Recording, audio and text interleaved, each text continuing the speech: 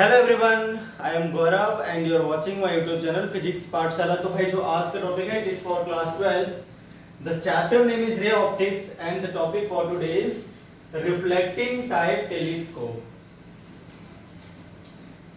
तो भाई reflecting type telescope में क्या अलग है रिफ्रैक्टिंग टाइप टेलीस्कोप से, हमें समझना है। लास्ट के वीडियो लेक्चर में मैंने आपको रिफ्रैक्टिंग टाइप टेलीस्कोप के दो टाइप बताए थे, एस्ट्रोनॉमिकल और टेरेस्ट्रियल। तो आज हम बात करते हैं रिफ्लेक्टिंग टाइप टेलीस्कोप की। क्या इसके एडवांटेज है, क्या डिसएडवांटेज है, वो भी हम जब दोनों टाइप कर लेंगे हम रिफ्लेक्टिंग टाइप टेलीस्कोप के, तो वही मैं आपको बताऊंगा इसके एडवांटेजेस क्या होते हैं ओवर रिफ्रैक्टिंग टाइप टेलीस्कोप। तो भाई रिफ्लेक्टिंग टाइप टेलीस्कोप से नाम से लग रहा है पता है कि इसमें रिफ्लेक्शन होगा, और रिफ्लेक्शन किस में होता है, मिरर में। तो यहाँ पर आप मिरर यूज करने वाले हो किसके प्लेस पे, लेंस के प्लेस पे। जो मैं ऑब्जेक्टिव लेंस यूज कर रहा था उसके प्लेस पे मैं यहाँ पर क्या करूंगा, एक large focal length, large aperture का पैराबोलॉइडल कॉनकेव मिरर यूज करेंगे। पैराबोलॉइडल कॉनकेव मिरर जिसकी जो एपर्चर है वो भी लार्ज रहेगी, जिससे ब्राइटनेस बढ़ जाती है किसकी, इमेज की।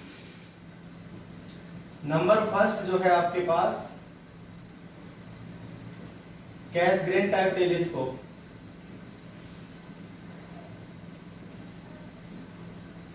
अच्छा, इनमें कोई डेरिवेशन नहीं है, बोर्ड में इसमें से कोई डेरिवेशन पूछा नहीं आता, तो आपको यहाँ पर कोई डेरिवेशन जो मैग्नीफाइंग पावर है उसके फॉर्मूले के लिए कोई डेरिवेशन नहीं करना है, डायरेक्ट फॉर्मूला ही इसका लिखा जाता है। सिर्फ आपको यहाँ पर रे डायग्राम बनाना आना चाहिए, और एडवांटेज और डिसएडवांटेज पूछे जा सकते हैं बोर्ड में, तो मैं आपको बता दूंगा। तो जिसके डेरिवेशंस आते हैं वो है आपका एस्ट्रोनॉमिकल टेलीस्कोप, जो मैंने ऑलरेडी आपको सारे डेरिवेशन करवा दिए हैं उसके। बाकी इन सबके डेरिवेशन नहीं पूछे जाते हैं, सीधे सीधे इनसे न्यूमेरिकल्स भी नहीं आते हैं, केवल इनका रे डायग्राम आपको पता होना चाहिए। न्यूमेरिकल्स अगर आते हैं तो इसके लिए फॉर्मूला मैं आपको बता दूंगा, आपको वो यूज कर लेना है। क्लियर है? अब इसमें क्या है जरा पहले ध्यान से समझो। यहाँ पर क्या है, पैराबोलॉइडल, पैराबोलिक शेप का आप यहाँ पर एक बड़ा सा जिसकी एपर्चर जो है लार्ज रहेगी, एक कॉनकेव मिरर आपने ले लिया। क्या ले लिया? पैराबोलॉइडल लार्ज एपर्चर का एक आपने यहाँ पर कॉनकेव मिरर ले लिया। ये कैसग्रेन टाइप टेलीस्कोप की बात हो रही है।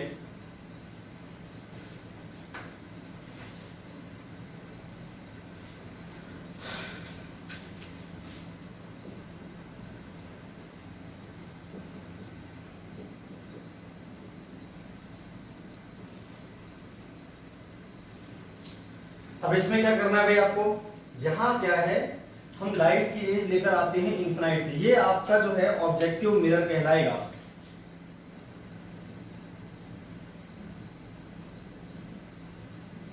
ये सीधे ऑब्जेक्ट को फेस करता है, और ऑब्जेक्ट कहां पर होती है, बहुत दूर। बहुत दूर का मतलब क्या हो जाएगा यहाँ पर, इन्फिनाइट।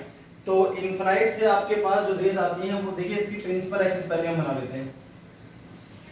ये होगी मान लीजिए इसकी प्रिंसिपल एक्सिस, ठीक है, आप सीधी बना लेना बिल्कुल एग्जैक्टली। अब इसके पैरेलल और एक दूसरे के भी पैरेलल यहां पर रेज आती हैं फ्रॉम इंफिनिटी। जो ऑब्जेक्ट है आपकी वो इन्फिनाइट पर है, इन्फिनाइट से आपके पास यहाँ रेज आती हैं जो आपका टकराती है किससे, कॉनकेव मिरर से। और मान लीजिए ये इसका फोकस है, तो ये जो लाइट की रेज है इसके फोकस पर इंसिडेंट होना चाहती है। अब देखिए क्या करना है आपको, यहाँ पर ध्यान से समझना पड़ेगा।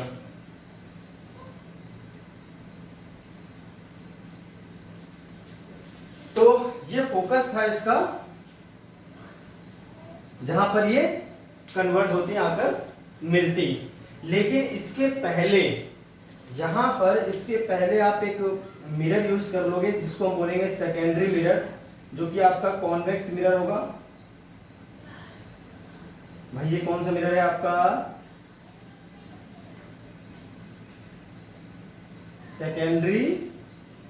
सेकेंडरी मिरर है आपका। तो यहां फोकस होती पर ये टकराने के बाद यहां से वापस चली जाएगी। भाई देखो यहां फोकस होती, यानी जो इन्फिनाइट पर आपकी ऑब्जेक्ट है उसकी जो इमेज है भाई ऑब्जेक्टिव मिरर कहां पर बनती है, उसके फोकस पर बनती। पर उसके पहले ही हम यहाँ पर एक कॉन्वेक्स मिरर लगा देते हैं, और यहाँ पर थोड़ा सा गैप होता है, यहाँ पर एक होल होता है इस मिरर में, ये भी आपको ध्यान रखना है, ठीक है। देखिए मिरर एक्चुअल में कैसा दिखता है, आपको सामने से इस तरह का होता है मिरर, इस तरह का, ऐसे मेरी हथेली है, सर्कल होता है और इसके अंदर धसा हुआ होता है, तो यहाँ पर आपको होल कर देना है। ये तो उसका क्रॉस सेक्शनल मिरर व्यू देख रहे हैं, मतलब इस तरह से देख रहे हैं इसको, ये जो दिखता है ना अपने को, ये वो बनता है यहाँ पर। एक्चुअल में तो कैसा होता है, सर्कुलर होता है, ऐसा मिरर जो होता है, और इसके यहाँ पर होता है होल। ठीक है, ये आपका होल हो गया इस जगह पर छोटा सा। तो जो कॉन्वेक्स मिरर है सेकेंडरी, ये जो लाइट की रेज है इनको कुछ यहाँ कहीं फोकस कर देता है, इस जगह पर, इसके पोल के आसपास आकर इसकी इमेज को बना देता है।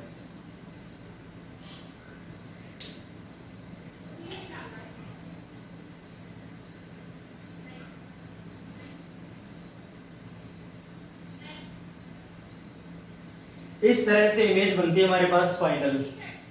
और फिर इसके बाद हम एक आई पीस यूज करते हैं यहाँ पर, जिसके फोकस पर ये, इसको इस तरह से हम लगाते हैं कि फोकस पर आ जाए इसकी जो और इमेज बन रही है इसके द्वारा, और आगे ये रेज जो है आके टकराती है इससे, और इसके बाद आती है पैरेलल लाइक दिस। और आई पीस के हेल्प से हम, यहाँ पर आई होती है आपकी, जो इस ऑब्जेक्ट की इमेज को यहाँ पर देख पाती है।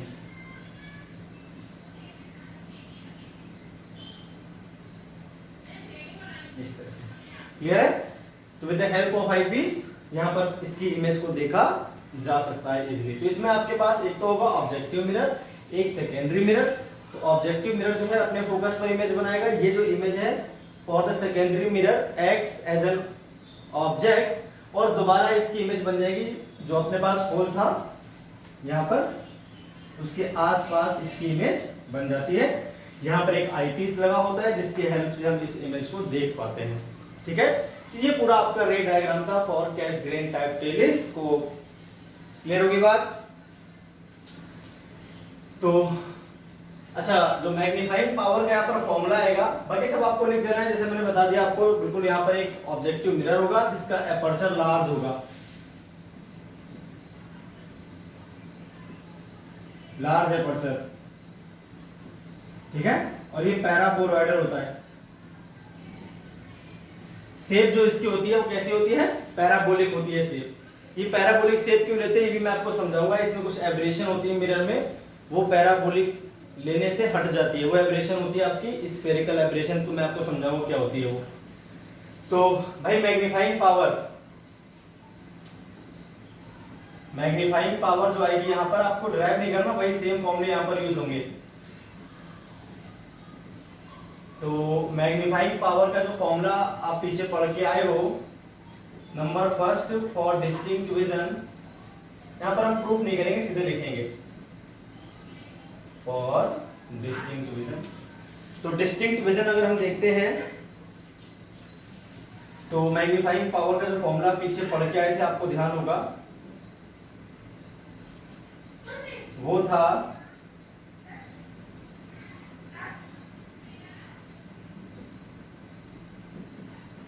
ये फॉर्मूला, बस यहाँ पर माइनस आ रहा था आपका। क्या आ रहा था, माइनस। अगर आपके पास जो टेलीस्कोप है वो एस्ट्रोनॉमिकल है तो वो आता था माइनस, यहाँ पर हम लेंस यूज करते थे। यहाँ पर जो इमेज बनती है वो सीधी बनती है, इसलिए यहाँ पर प्लस आता है आपके पास। क्या आता है भैया, plus.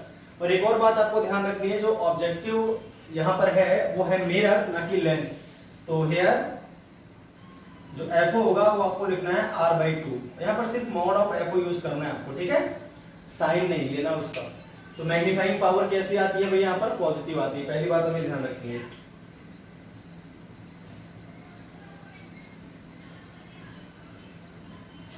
For normal vision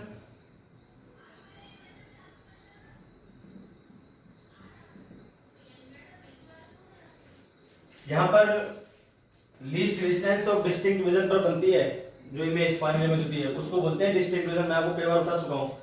normal vision जो मैग्नीफाइंग पावर होती है वो होती है सीधे आपके f/fe, ठीक है, और इसको हम बोल सकते हैं r/2 इंटू fe। आपकी जो आई पीस है ना, ये इसकी फोकल लेंथ है। fe focal length of eyepiece या आई लेंस, इसको बोलते हैं आई पीस।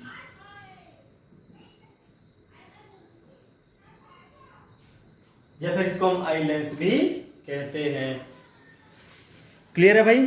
तो इसके एडवांटेजेस क्या है, डिसएडवांटेजेस क्या है, उनके बारे में अभी बात करूंगा डिटेल में। एक और है आपके पास न्यूटोनियन टाइप टेलीस्कोप, उसकी और बात कर लेते हैं, फिर दोनों की कंबाइन हम एडवांटेज और डिसएडवांटेज की बात करेंगे।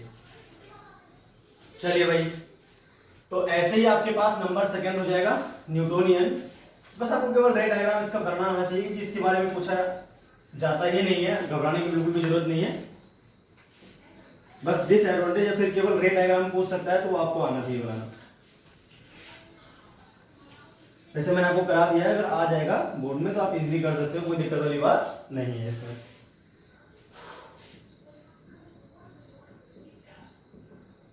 न्यूटोनियन टाइप टेलीस्कोप, ठीक है।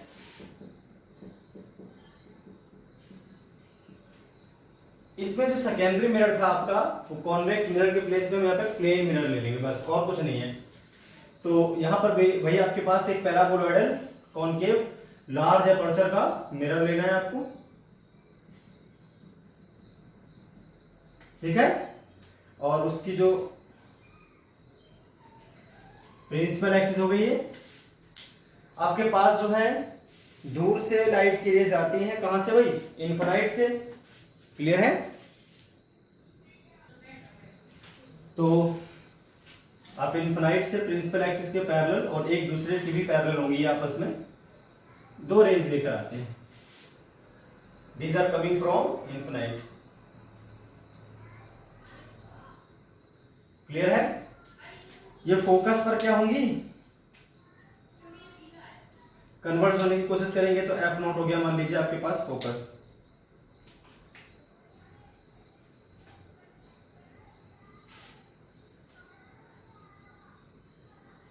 ये हो गया आपके पास फोकस। यहां पर फोकस होती, लेकिन उसके पहले ही आप क्या करोगे, 45 डिग्री पर आपको यहां पर एक प्लेन मिरर ले लेना है जो इसे इंटरसेक्ट करता हुआ आएगा इस तरह से। तो यहां पर एक प्लेन मिरर यूज कर लेंगे इस तरह से, लाइक दिस, जिसका एंगल होगा 45 डिग्री।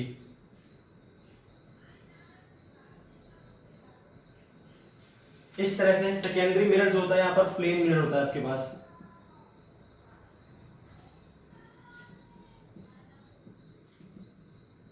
ये आपका ऑब्जेक्टिव मिरर है, पिछली बार की तरह, जो कि ऑब्जेक्ट को फेस कर रहा है। वही लार्ज एपर्चर है इसका, और ये भी पैराबोलॉइडल लेते हैं हम।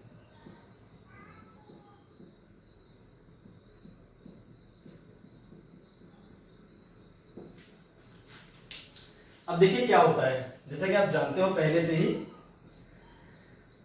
कि जो आपकी इमेज होती है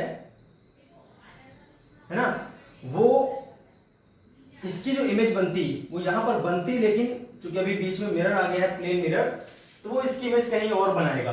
यहां पर तो बनेगी नहीं इसकी इमेज, तो इसकी जो इमेज बनेगी वो कहीं और बनेगी आपकी। क्लियर है? देखिए इमेज कहां बनेगी, यहां से एक परपेंडिकुलर ड्रॉ कर लो आप। भाई ये मिरर है तो सीधे एक परपेंडिकुलर ड्रॉ करो, तो सीधा आएगा यहां कहीं, है ना। तो जो इसकी इमेज बनेगी वो कहां बनेगी, देखते हैं एक बार। अब क्या करो कि भाई यहां से होगा रिफ्लेक्शन, तो 90 मतलब यहां कहीं इसकी इमेज बनती है आपकी, है ना। इस जगह मान लेते हैं यहां कहीं इमेज बन रही है, सीधे 90 से मिला देना।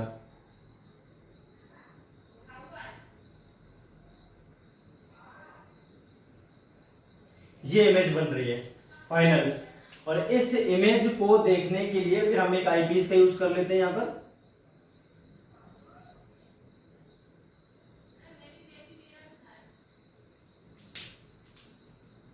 थोड़ा सा और नीचे जाते हैं यहाँ पे।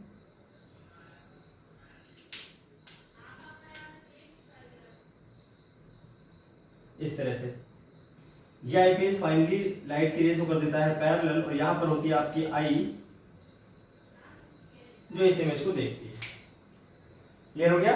ये हो जाएगा आपका आई पीस पिछली बार की तरह। तो इसमें भी वही सिस्टम है, एक आपके पास objective mirror, large aperture, paraboloidal, वो इमेज बनाता है अपनी फोकस पर, कन्वर्ट करने की कोशिश करता है, पर बीच में आपके पास एक प्लेन मिरर होता है जो 45 डिग्री के एंगल पर होता है, वो इसकी इमेज यहां पर बनाता है, और इस इमेज को हम देख सकते हैं by the help of I piece.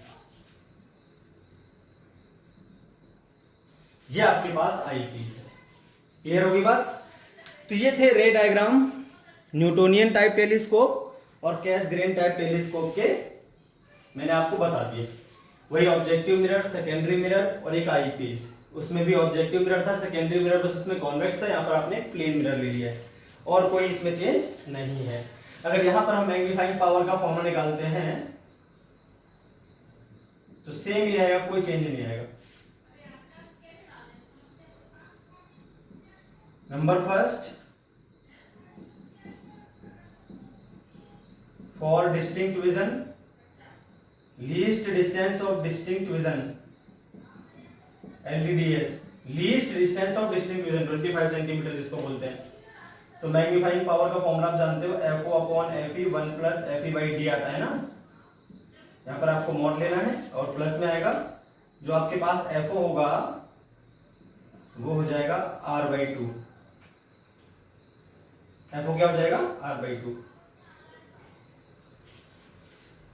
Number second, अगर हम बात करते हैं for normal vision,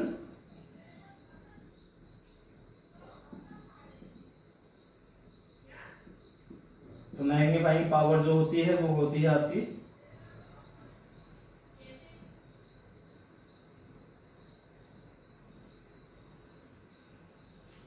mode of FO जो होता है वो होता है R/2।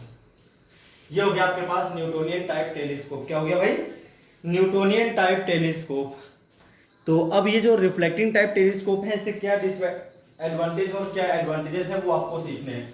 दो टाइप के, दोनों मैंने आपको समझा दिए, रे डायग्राम इनके आते हैं। कंस्ट्रक्शन आएगी तो आप समझ गए कैसे लिखना है, अपने हिसाब से अपनी लैंग्वेज में आप लिख सकते हो इजीली।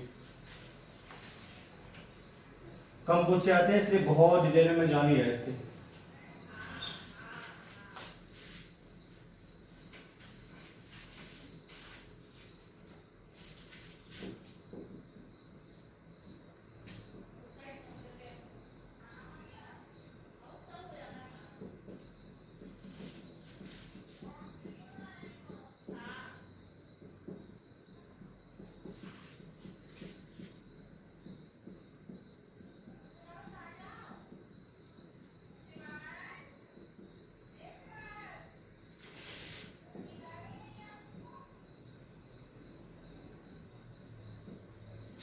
यहाँ पर जो एडवांटेजेस हैं रिफ्लेक्टिंग टाइप टेलीस्कोप के ओवर रिफ्रैक्टिंग टाइप टेलीस्कोप, वो आपको समझना है। एक तो आपको समझना है यहाँ पर लेंस की जगह हमने मिरर यूज किया था और मिरर का यूज करने के हमें बेनिफिट मिलते हैं।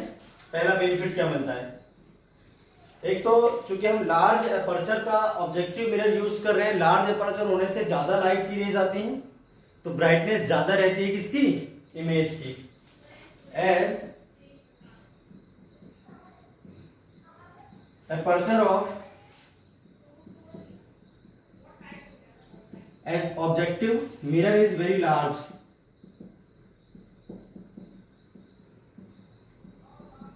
hence तो as aperture of objective mirror is very large, जब aperture आपका ज्यादा बड़ा होता है तो ज्यादा लाइट की रेज आती है और जो इंटेंसिटी इमेज की है, फाइनल इमेज की जो इंटेंसिटी है वो ज्यादा होती है, मतलब ज्यादा ब्राइटनेस आती है। hence intensity of final image or brightness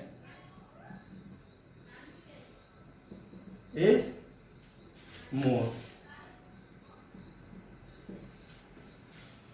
यहां पर ब्राइट इमेज बनती है आपकी, ठीक है, ज्यादा ब्राइट इमेज बनती है। वहां पर आपकी थोड़ी ब्लर इमेज बनती है, धुंधली होती है, थोड़ी सी कम रोशनी होती है उसमें रिफ्रैक्टिंग टाइप टेलीस्कोप में। नंबर सेकंड, यहां पर आपके स्फेरिकल और क्रोमेटिक एब्रेशन नहीं होते। It is free from chromatic and spherical aberration. Chromatic और स्फेरिकल एब्रेशन क्या होते हैं मैं आपको भी समझा दूंगा। ये कमियां होती हैं, किस प्रकार की कमियां होती हैं? क्रोमेटिक यानी सभी कलर्स को एक जगह पर फोकस न कर पाना, स्फेरिकल मार्जिनल और जो पैराक्सियल रेज हैं उनको एक जगह पर फोकस न कर पाना, इनको बोलते हैं क्रोमेटिक और स्फेरिकल एब्रेशन। भी मैं आपको समझा दूंगा डिटेल में। तो it is free from chromatic and spherical aberration, जबकि जो आपका रिफ्रैक्टिंग टाइप टेलीस्कोप होता है उसमें स्फेरिकल और क्रोमेटिक एब्रेशन होती है, जिससे कलर्स जो है फैले हुए दिखाई पड़ते हैं और इमेज भी आपकी थोड़ी धुंधली होती है, वहां पर ब्लर हो जाती है, क्योंकि एक जगह पर फोकस नहीं हो पाती, सारी रेज अलग अलग जगह पर फोकस होती हैं। ठीक है भाई, तो ये जो आपके मेन दो आपके एडवांटेजेस हैं। तो यहाँ पर एक और एडवांटेज आप देख सकते हो कि जो मिरर होता है, एक तो वो वजन में हल्का होता है लेंस से और कम कॉस्ट में भी होता है।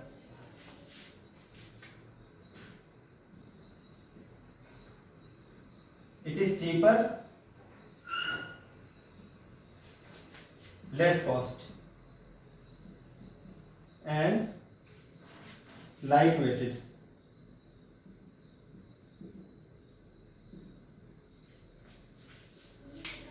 तो इसकी कॉस्ट भी कम होती है, लेंस जो आपका बनता है वो काफी महंगा बनता है कंपेरेटिवली मिरर के, और उसका वजन भी ज्यादा होता है मिरर से, दोनों बातें हैं। तो इतनी आपकी जो है एडवांटेजेस हैं।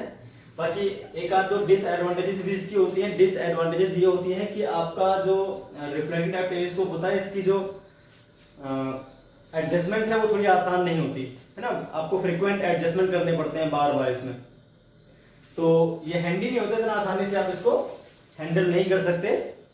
जनरल पर्पस के लिए हम इसका यूज नहीं करते रिफ्रैक्टिंग टाइप टेलीस्कोप का।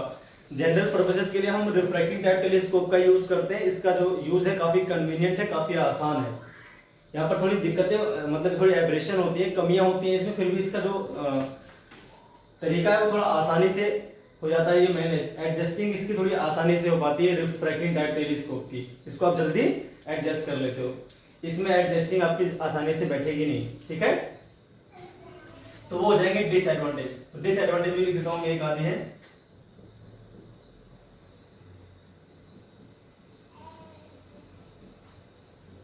यूज जो है रिफ्रैक्टिंग टाइप टेलीस्कोप का ज्यादा कन्वीनियंट है रिफ्लेक्टिंग टाइप टेलीस्कोप से, ज्यादा एडजस्टमेंट नहीं करने पड़ते, ठीक है। तो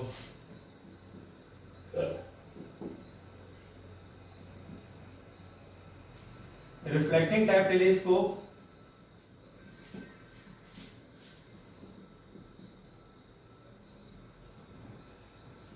needs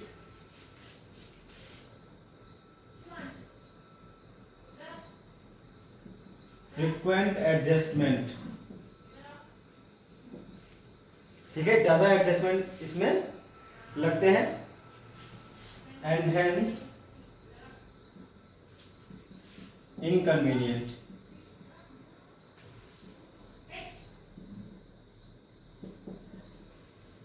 इन यूज, इसको आसानी से आप यूज नहीं कर पाओगे, इनकन्वीनियंट होता है यूज करने में, इतना आसान नहीं होता यूज करने में, ठीक है भाई।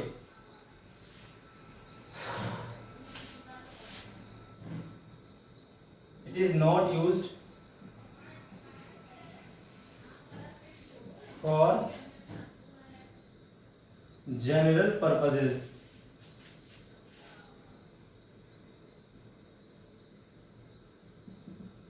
It is used for astronomy purposes।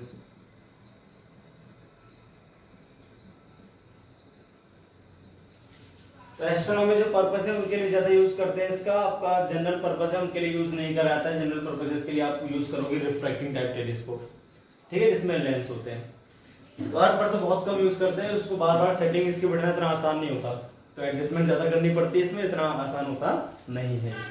Clear होगी बात। तो भाई ये थे आपके सभी टाइप के मैंने टेलीस्कोप आपको बता दिए। तो अब हम जो बात करने वाले हैं वो हम करने वाले हैं, जैसे मैंने अभी एब्रेशन का नाम दिया, तो दोनों में एब्रेशन आपको बताता हूँ। स्फेरिकल एब्रेशन क्या होती है मिरर में, और जो आपकी एब्रेशन होती है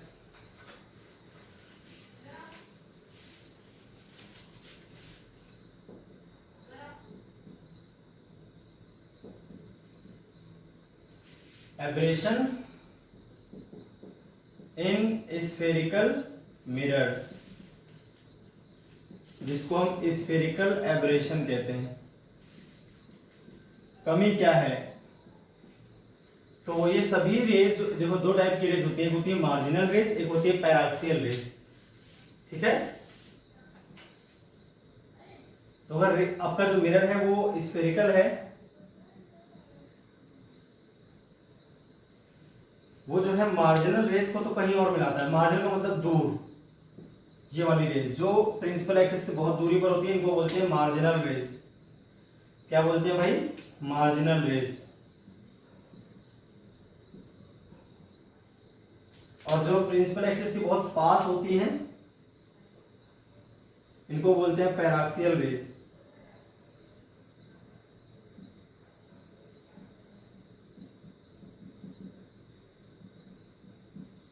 तो मार्जिनल रेस और पैराक्सियल रेस को एक ही पॉइंट पर फोकस ना कर पाने की इनएबिलिटी को हम क्या कहते हैं? एब्रेशन ऑफ स्फेरिकल मिरर्स या फिर स्फेरिकल एब्रेशन बोला जाता है इनको। क्लियर है भाई? तो मार्जिनल रेस को पहले फोकस कर देती हैं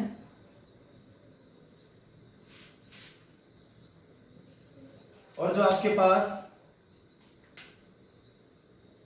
पैराक्सियल रेज हैं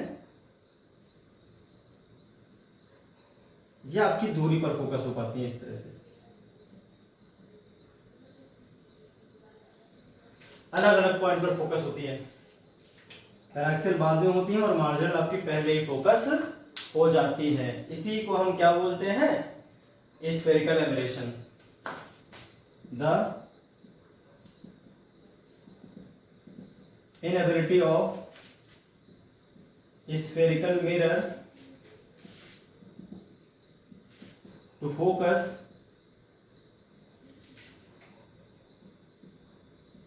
paraxial and marginal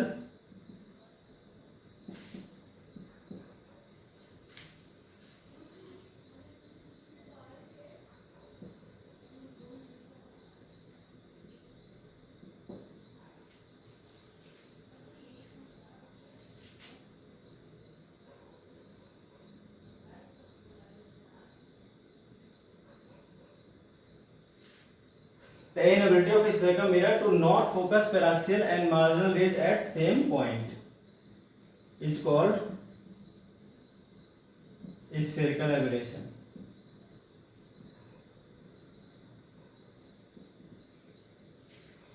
ठीक है, दोनों को एक ही पॉइंट पर फोकस ना कर पाने की अयोग्यता को हम क्या बोलते हैं? स्फेरिकल एबरेशन है। अब इसको करेक्ट कैसे करते हैं?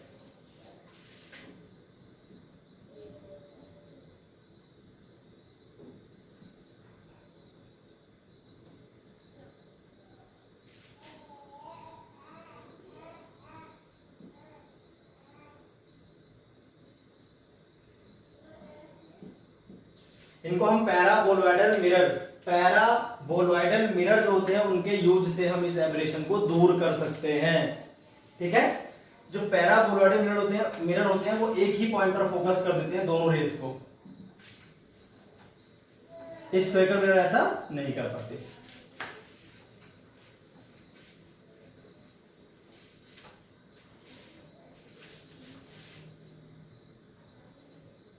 ये आपके हो गए पैराबोलॉइडल मिरर्स।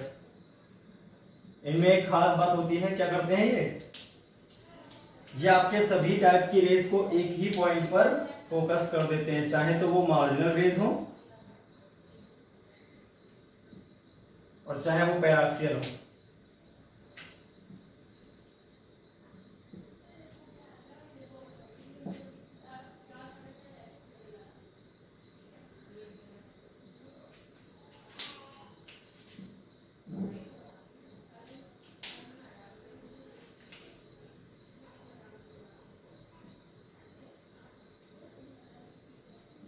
इस तरह से क्लियर है भाई?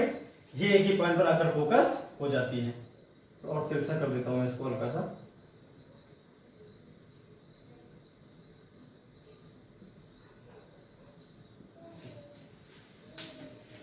तो यहां पर जो रेज होती है वो एक ही पॉइंट पर फोकस होती है दोनों।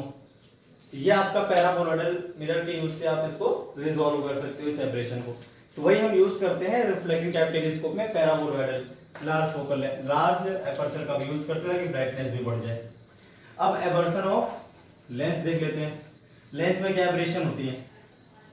Aberrations of lens.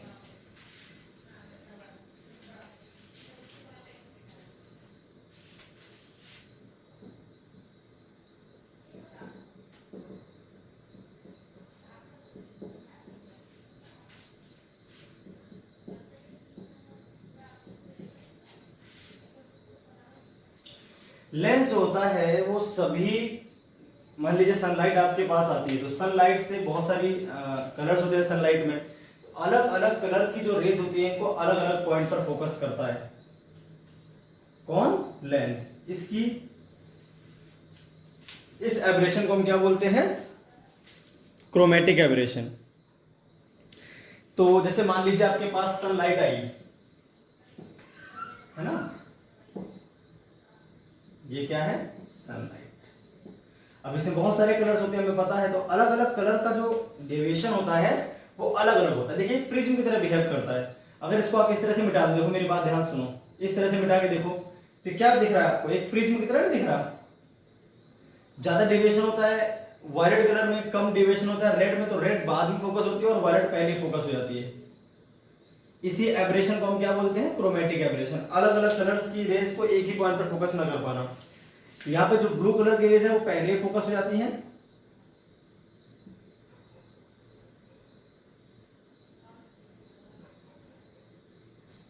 और जो रेड कलर है वो बाद में फोकस हो पाती है।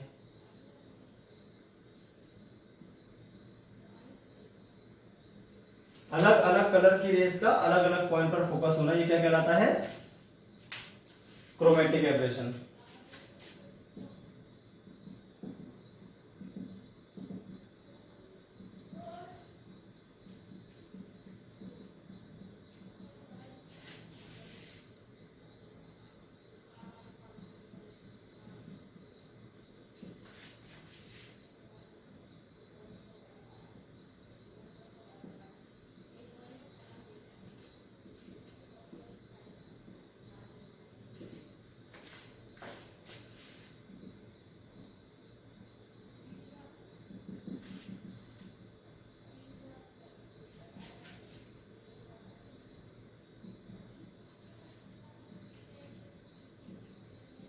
इसको हम बोलते हैं क्रोमेटिक एब्रेशन। अलग अलग कलर्स को अलग अलग फोकस करना। ब्लू पहले फोकस होता है, रेड आपका बाद में फोकस होता है। तो कलरफुल आपकी इमेज बनती है। यहाँ पर कैसी इमेज बनती है? कलरफुल। यहाँ पे कलर्स पहले होते हैं पूरी इमेज में।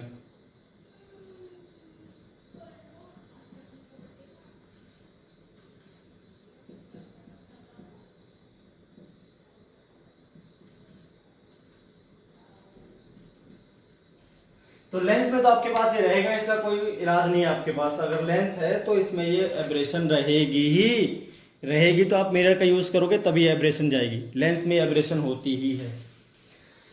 तो भाई ये थी आपके पास दोनों एब्रेशन जो मैंने आपको बता दी, एक तो लेंस की, एक मिरर की। दोनों प्रकार की एब्रेशन नहीं होती आपके रिफ्लेक्टिंग टाइप टेलीस्कोप में, ये आपको ध्यान रखना है, ठीक है। तो ये थी बात टेलीस्कोप की और एब्रेशन की, मैंने बात कर ली। अब हम बात करते हैं आई के डिफेक्ट्स की। तो भाई अब हम बात कर लेते हैं ह्यूमन आई की। मैंने कोशिश की यहाँ पर फिगर बनाने की, तो मेरी आर्ट कुछ कम अच्छी है, तो फिगर आप ऐसे ही एडजस्ट कर लें जैसे मैंने बना दिया भाई, इसी में समझने की कोशिश करेंगे हम लोग। तो फिगर में मैं आपको बताता हूँ क्या क्या चीजें ह्यूमन आई में। हालांकि कुछ खास इंपॉर्टेंट नहीं है फिजिक्स के पॉइंट ऑफ व्यू से, आपको आई के बारे में छोटी मोटी बातें पता होनी चाहिए। नीट में या फिर बोर्ड में इसका पूछ लेते हैं छोटे मोटे कंसेप्चुअल क्वेश्चंस, तो उनको आप ध्यान से सुनते रहिए, आपको इजीली समझ में आ जाएगा। तो सिलेरा होती है आउटर मोस्ट लेयर। देखिए आई आपको दिख रही है आई, तो इसमें क्या है, ये व्हाइट पार्ट दिख रहा होगा। व्हाइट पार्ट के अंदर एक ब्लैक पार्ट सा भी है, सर्कुलर डायाफ्राम है जो ब्लैक दिख रहा होगा, और उसके अंदर भी एक होल होता है। यहाँ पर देखिए ब्लैक पार्ट के अंदर भी क्या होता है आपके पास, एक होल। अगर हम ब्लैक पार्ट में देखें तो यहाँ ब्लैक पार्ट के अंदर भी एक होल होगा आपका। तो ये पूरी आई बॉल जी, तो फ्रंटल पार्ट है जो आंख का दिखता है बाहर, इसके अंदर भी बॉल होती है, आंख थोड़ी सी बड़ी सी बॉल होती है, और सामने एक फ्रंटल पार्ट होता है। तो फ्रंटल पार्ट जो हमें दिख रहा है सामने यहाँ पर, इसके पीछे एक आई बॉल होती है, पूरी इस तरह की बॉल होती है। ये फ्रंटल पार्ट है जो आपको दिखता है, ये दिखता नहीं है, ये अंदर कवर होता है, ठीक है। तो ये जो आई बॉल है इसके आउटर मोस्ट लेयर को हम बोलते हैं सिलेरा। इसके अंदर एक ब्लैक कलर की लेयर होती है, इसको बोलते हैं कोरोइड, ठीक है। यहां पर एक पर्दा होता है जिसपे आपकी इमेज बनती है, जिसको हम बोलते हैं रेटिना, ठीक है। ऑप्टिक नर्व से सिग्नल्स जाते हैं कि इमेज कैसी बनी, उसको माइंड फिर इमेज को दिखाता है कि किस तरह से इमेज बनी होगी। उस इमेज को माइंड रीड करता है ऑप्टिक नर्व के थ्रू। यहाँ पर मैसेज जाते हैं दिमाग के पास और उसको वो रीड कर लेता है क्या इमेज है। यहाँ पर एक लिक्विड भरा होता है जिसको बोलते हैं वाइट्रेस ह्यूमर। ये आपके पास कॉन्वेक्स लेंस होता है, ठीक है। यहाँ पर एक सर्कुलर डायाफ्राम होता है। सर्कुलर डायाफ्राम जो ब्लैक कलर का दिख रहा है सर्कुलर डायाफ्राम, उसको हम बोलते हैं आइरिस। तो ये सर्कुलर डायाफ्राम है आइरिस। यहाँ पर एक होल होता है, इसको बोलते हैं प्यूपिल। इस जगह पर यहाँ पर गैप होता है, होल होता है, इसको बोलते हैं प्यूपिल। ठीक है, ये आपका जो आइरिस है ट्रांसपेरेंट होता है, इसमें से जो लाइट आती है वो अंदर जाती है लेंस के थ्रू। यहाँ पर जो फ्रंटल पार्ट है, जैसे सिलेरा का फ्रंटल पार्ट जो आगे दिखता है, इसको हम बोल देते हैं कॉर्निया। ये व्हाइट कलर का दिख रहा है आगे आगे, ये कॉर्निया हो गया आपका। कॉर्निया और लेंस के बीच जो लिक्विड भरा होता है, इसको बोल देते हैं हम लोग एक्वस ह्यूमर। ठीक है, ये जो रेड कलर की मैंने बना रखी है सिल्वरी मसल्स है, लेंस के साइज को कम ज्यादा करने का काम करती है, थिक कर देती है, थिन कर देती है, मतलब फोकल लेंथ को चेंज कर सकती है, किसके, लेंस के। तो इतनी सारी बातें थी, छोटी मोटी बातें, तो फटाफट मैं इनके बारे में छोटा मोटा लिख देता हूं। सबसे पहले हम बात कर लेते हैं किसकी,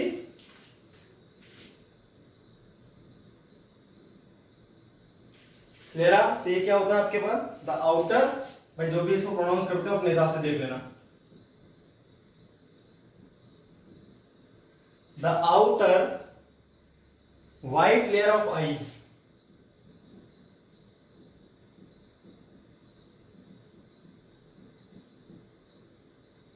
it's called sclera. It is tougher layer. Bio वाले बच्चे सारे जानते होंगे इसके बारे में पहले से। यह भी क्या है, टफर लेयर है।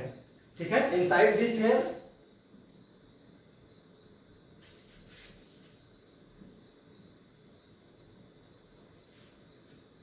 इसके अंदर जो एक आपकी ब्लैक कलर की लेयर है, there is a black colour layer है ना,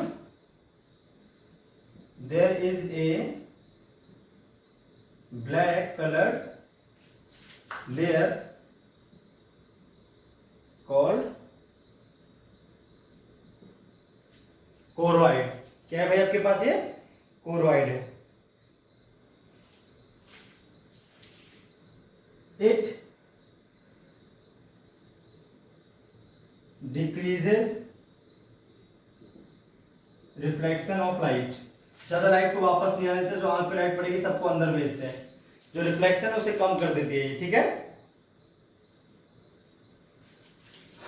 inside I,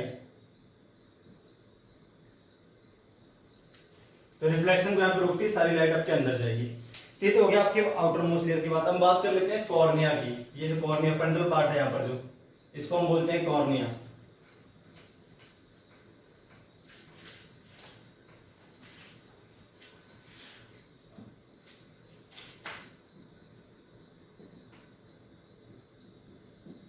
It is outer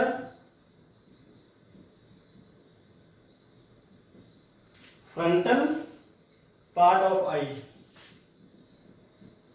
ठीक है, और क्या होता है, it is transparent and allow light to enter in the eye. It is transparent and allow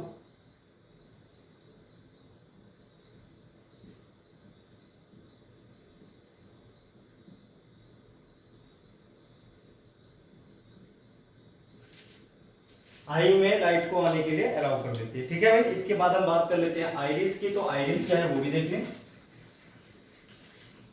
छोटी मोटी बातें फटाफट आप देख लीजिए, आपको समझ में आ जाएगी। ये एक सर्कुलर डायफ्राम होता है, कलर्ड सर्कुलर डायफ्राम है। इसका कलर अलग अलग होता है, किसी में ब्लैक है, किसी में ब्राउन होता है ना, किसी में ब्लू भी होता है, किसी में अलग कलर का होता है, कुछ पिंकिश टाइप का होता है। तो आप जानते हो क्यों कलर्स होते हैं, उसके बारे में ज्यादा नहीं जा रहा मैं। ठीक, यहाँ पर कलर्ड सर्कुलर डायाफ्राम होता है आपके पास, और इसमें एक होल होता है सेंट्रल में। It is coloured circular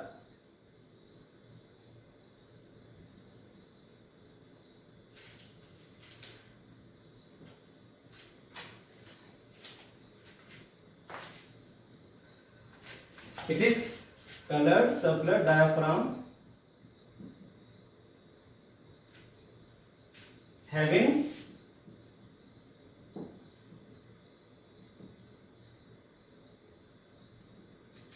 central hole. इसमें एक सेंट्रल होल भी होता है। और इस होल को हम क्या बोलते हैं?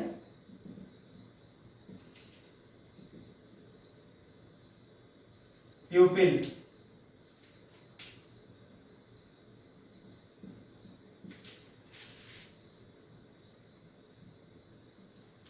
इस होल को हम क्या बोलते हैं भाई? प्यूपिल बोलते हैं। जो आपके पास सर्कुलर डायाफ्राम है, इसमें आपके पास क्या है? मसल्स और कलर्ड पिगमेंट्स होते हैं। जो आपके आई का कलर है वो इन्हीं पिगमेंट्स पे डिपेंड करता है। ठीक है, वो ज्यादा डिटेल में यार बायोलॉजिकल हो जाएगा, तो इतना डिटेल में पूछा नहीं जाता, ज्यादा तो बात नहीं करते इसकी। जो मेन फिजिक्स में बात करनी है उसकी बात कर लेते हैं। ठीक है, जो आइरिस का फंक्शन है, कितनी लाइट अंदर जाएगी प्यूपिल के, वो होता है। तो यहां लिख दे रहा हूं मैं, the function of iris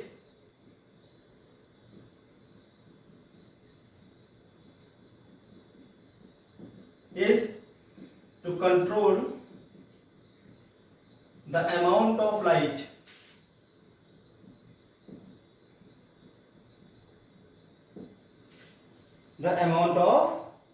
light entering the eye through pupil, entering the eye through pupil में से कितनी लाइट अंदर जाएगी आंख के, ये जो तय करता है, जिसका फंक्शन, जिसका ये काम है, वो होता है आपका आइरिस। आइरिस कंट्रोल करता है पूरा। ठीक है, और जो आपके पास है प्यूपिल, वो जो है अपना साइज छोटा कर लेता है जब आपकी लाइट बहुत ज्यादा हो, और जब लाइट डिम होती है तो अपना साइज क्या कर लेता है? बड़ा कर लेता है, ज्यादा कर लेता है। ठीक है, तो यहां पे ये बात भी आप लिख सकते हो चाहो तो, द pupil become small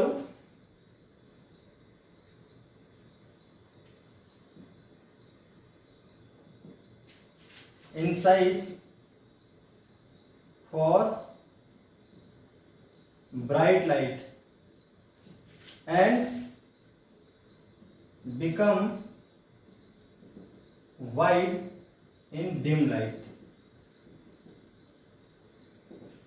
ठीक है भाई, तो ये हो गया आपके पास। और अगली जो बात है वो है लेंस। तो यहां पर एक लेंस होता है आपके पास, कॉन्वेक्स लेंस है आपका, जिससे रिफ्लेक्शन के बाद इमेज बनती है रेटिना पर। तो जो अगला पार्ट है आई का, वो हो गया आपके पास लेंस। डबल कॉन्वेक्स लेंस है, ट्रांसपेरेंट और फ्लेक्सिबल टिश्यूज से मिलकर ये बनता है आपका। क्लियर है भाई? तो the eye lens is double convex lens. ये डबल कॉन्वेक्स लेंस होता है दोनों तरफ से आपका, है ना। और ये आपका जो प्यूपिल के पीछे होता है, इट इज बिहाइंड प्यूपिल, एंड ये प्यूपिल के पीछे दिख रहा है आपको। और किसने इसको पकड़ रखा है? सिलियरी मसल, जो मैंने यहां पे रेड कलर की बना रखी है, आपको दिख रही है। एंड हेल्ड बाय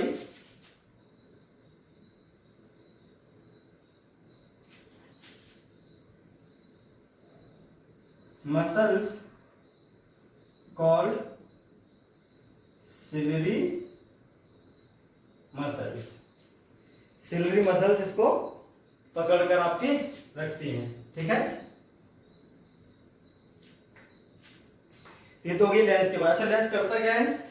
लेंस जो है ऑब्जेक्ट की इमेज को रेटिना पर फोकस करने का काम करता है। Its function is to focus the image of an object at retina. Retina यहां पर एक पर्दा होता है जिस पर ये इमेज बना देता है। तो अब हम बात करते हैं नेक्स्ट सिलियरी मसल्स की। इसकी बात करेंगे अब हम, सिलियरी मसल्स। तो सिलियरी मसल्स क्या होती है, इनके बारे में सुन लीजिए।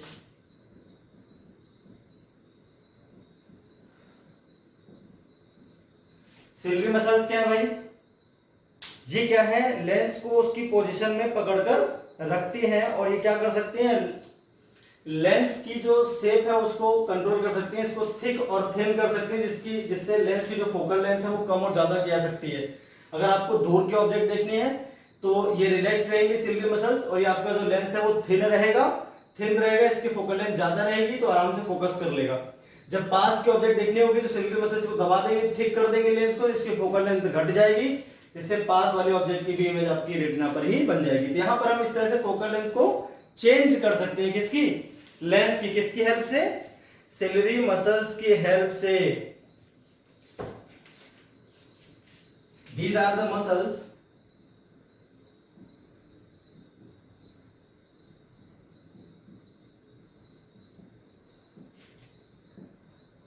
which hold the lens in its position, lens को उसकी पोजीशन में रखती हैं, ठीक है। और ये क्या कर सकती हैं, they can control the focal length of eye lens, ठीक है। जब आपकी सिलियरी मसल्स कॉन्ट्रैक्ट होती हैं तो इसकी साइज जो है वो थिक हो जाती है, फोकल लेंथ शॉर्ट हो जाती है, और जब ये रिलैक्स रहती हैं तो ये थिन रहता है और फोकल लेंथ आपकी लार्ज होती है, दूर के ऑब्जेक्ट्स आप इजीली देख पाते हो।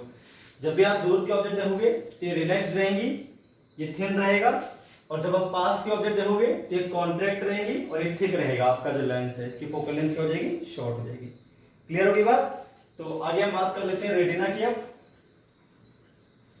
छोटी मोटी बातें हैं जिनके बारे में आपको पता होना चाहिए, तो मैं आपको बता देता हूँ एक बार, इसके बाद में जो डिफेक्ट है आएगी उसको नेक्स्ट वीडियो लेक्चर में कवर करूंगा। तो भाई रेटिना क्या है, तो एक तरह की स्क्रीन है जहां पर आपकी इमेज जो है वो बनती है ऑब्जेक्ट की। तो it acts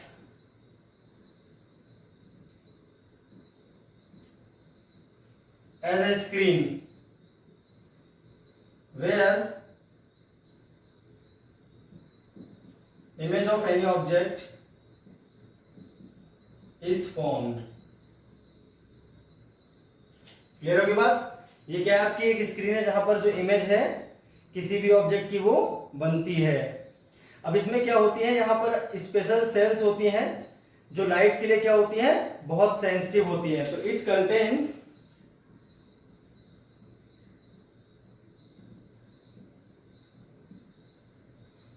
special cells which are sensitive to light। Light के लिए क्या होती है, ये बहुत ही सेंसिटिव होती हैं। दो टाइप की होती हैं आपकी लाइट सेंसिटिव सेल्स, ठीक है। इनकी शेप जो होती है, एक होती है रॉड शेप की और एक होती है कोन्स शेप की। क्लियर है भाई, एक होती है रॉड शेप की और एक होती है कोन शेप की। तो there are two types of light sensitive cells in shape of rods and cones. तो कोन और रॉड के शेप में आपके पास होती है दो तरह की लाइट सेंसिटिव सेल्स हैं। एक कलर को बताते हैं कौन सा कलर है, और एक बताते हैं लाइट की इंटेंसिटी को, ब्राइटनेस कम है या ज्यादा है। क्लियर है भाई। तो ये हो गया रेटिना। अच्छा, यहां पर एक ऐसा पॉइंट भी होता है जो लाइट के लिए सेंसिटिव नहीं होता है, कोई वहां पर किसी भी प्रकार की सेंसिटिविटी नहीं होती, कितनी भी लाइट पड़ जाए उसमें कोई फर्क नहीं पड़ता, वहां को पता ही नहीं चलेगा। उसको बोलते हैं ब्लाइंड स्पॉट। क्या बोलते हैं भाई, ब्लाइंड स्पॉट। तो एक पॉइंट है रेटिना पर जो लाइट के लिए बिल्कुल भी सेंसिटिव नहीं होता है, फिर वहां पर लाइट सेंसिटिव सेल्स नहीं होती। तो there is a point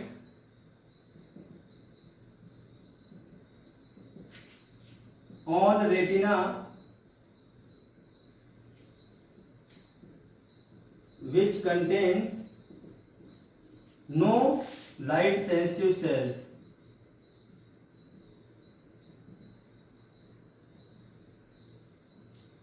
called blind spot। क्या बोलते हैं इसको हम लोग? ब्लाइंड स्पॉट बोलते हैं। यहां पर कोई कलर सेंसिटिव सेल्स नहीं होती, तो लाइट का यहां पर पता नहीं चलता। तो ये थी पूरी बात रेटिना तक की। ऑप्टिक नर्व तो है, जो सिग्नल्स लेके जाते हैं कि इमेज आपकी किस टाइप की बन रही है माइंड तक वहां पर। तो ऑप्टिकल नर्व की तो खास बात है नहीं समझने की। ये भी पूरी कहानी थी आपकी, जो मैंने आपको बता दी, मेन जो पार्ट्स थे इनके। अब वर्किंग ऑफ आई में क्या होता है कि जो ऑब्जेक्ट होती है उससे रेज जो है वो एंटर करते हैं थ्रू प्यूपिल, लेंस पर पड़ते हैं और लेंस उसे फोकस कर देता है कहां पर? रेटिना पर। लेंस की जो फोकल लेंथ है इसको एडजस्ट किया जा सकता है और इस क्षमता को हम बोलते हैं एकोमोडेशन। क्या बोलते हैं भैया? एकोमोडेशन। तो एकोमोडेशन और समझ लो क्या होता है।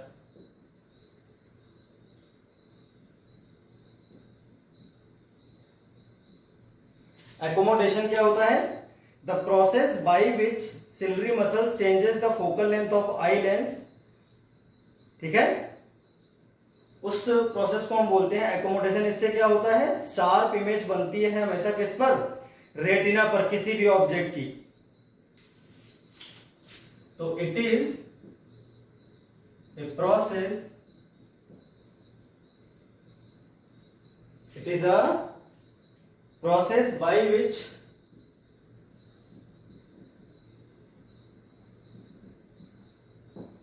ciliary muscles changes the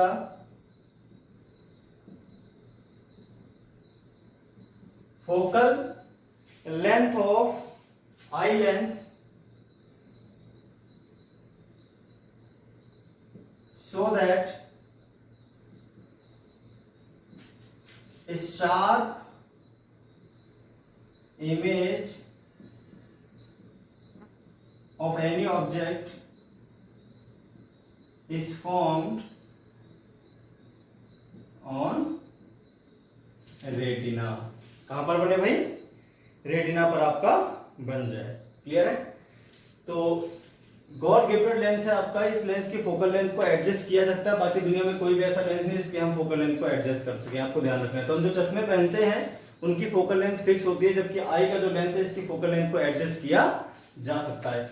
दूर की और पास की सभी प्रकार की ऑब्जेक्ट्स को इसीलिए देख पाते हैं। ठीक है, चाहे ऑब्जेक्ट दूर की हो चाहे पास की हो, सभी प्रकार के ऑब्जेक्ट्स को इसलिए देख पाते हैं कि फोकल लेंथ जो है उसको एडजस्ट किया जा सकता है बाय सिलरी मसल्स। क्लियर होगी बात? अब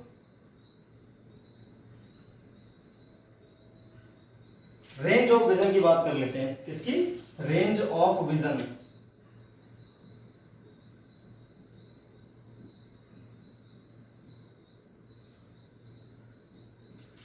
नंबर फर्स्ट होता है आपका नियर पॉइंट। ये वो डिस्टेंस है जहां तक अगर कोई ऑब्जेक्ट रखिए तो उसकी शार्प इमेज बनती है रेटिना पर। फॉर नॉर्मल आई कितना होता है? 25 सेंटीमीटर।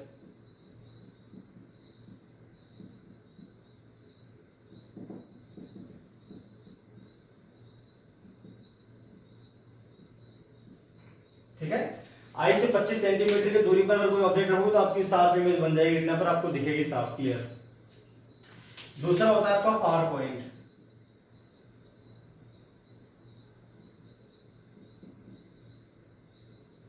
ये आपका इनफाइनाइट होता है, दूर तक आप कहां तक देख सकते हो। For normal I it is eight infinite. ये 25 सेंटीमीटर से लेकर इनफाइनाइट तक होती है रेंज। 25 सेंटीमीटर टू इनफाइनाइट, ये है आपका रेंज ऑफ विजन किसी भी नॉर्मल आई के लिए। 25 सेंटीमीटर को हम बोलते हैं least distance of distinct vision, LDDS। Least distance of distinct vision बोलते हैं जहां तक, यानी सबसे कम दूरी जहां पर हम क्लियरली इमेज को देख सकते हैं किसी भी ऑब्जेक्ट की, वो कहलाती है least distance of distinct vision. तो भाई ये पूरी बात थी ह्यूमन आई के बारे में। आई होप आपको बात समझ में आ गई। तो ऑलरेडी काफी लंबा हो चुका है वीडियो लेक्चर, तो बाकी जो बची बातें उनको मैं नेक्स्ट वीडियो लेक्चर में कवर करूंगा। तो आज के लिए इतना ही, फिर मिलते हैं नेक्स्ट वीडियो लेक्चर में।